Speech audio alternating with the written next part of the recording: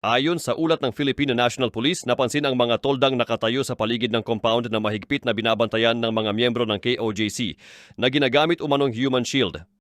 Nandiyan siya. Ginagamit nila ang kanyang mga tao para i-shield siya. Based on the information that we have, we are inclined to really believe na nandiyan siya.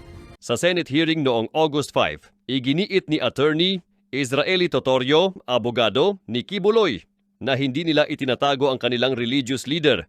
Imposible naman kung nandun talaga si pastor. May casing naman sila. Alam naman nila eh. Meron naman sila mga tao nandun sa gilid, nandun sa ilan yung tao nandun eh. Kinundina ng KOJC ang pagkakampo ng mga pulis sa tapat ng kanilang compound dahil ito raw ay nagdudulot ng takot sa kanilang mga miyembro.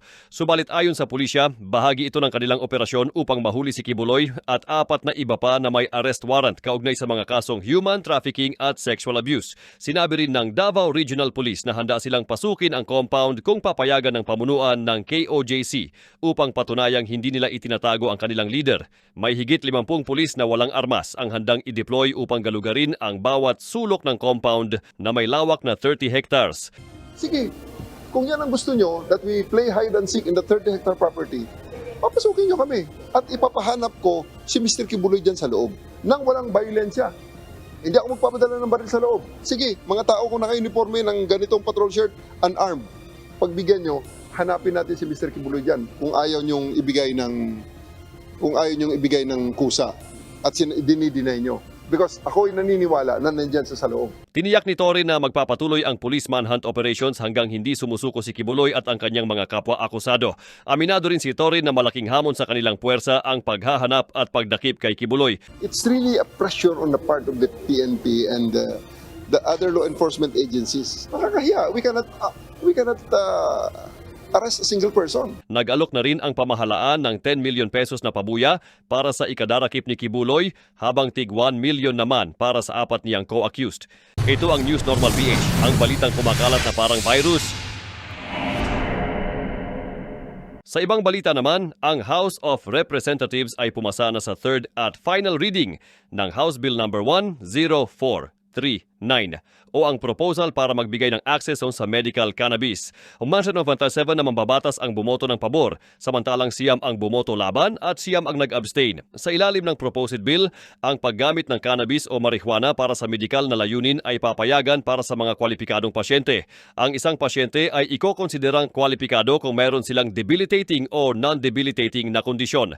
Kasama sa mga kondisyong maaaring gamutin ng medical cannabis ang cancer, glaucoma, multiple sclerosis, damage to the nervous system ng spinal cord, epilepsy, post-traumatic stress disorder at iba pa. Gayunpaman, ang access sa medical cannabis ay makukuha lamang sa pamamagitan ng reseta at sa ilalim ng medical na pangangasiwa ng isang accredited medical cannabis physician. Ayon sa principal author ng bill sa House of Representatives, kung ang proposal ay maging batas, magreresulta ito sa pagkakaroon ng mas murang gamot. Sisiguraduhin din na ang medical cannabis bill ay magdudulot ng mas abot-kayang mga gamot para sa ilang debilitating at non-debilitating na mga sakit. Kasama rin sa proposed bill ang pagtatatag ng isang Medical Cannabis Office o MCO na magpapatupad ng mga regulasyon sa paggamit ng medical cannabis at sisiguraduhin ang accessibility nito. Ang pagbebenta o trading ng medical cannabis sa mga pasyente, doktor, drugstores, ospital, klinika at mga medical na pasilidad ay ipinagbabawal ng walang tamang autoridad, lisensya o accreditation mula sa MCO.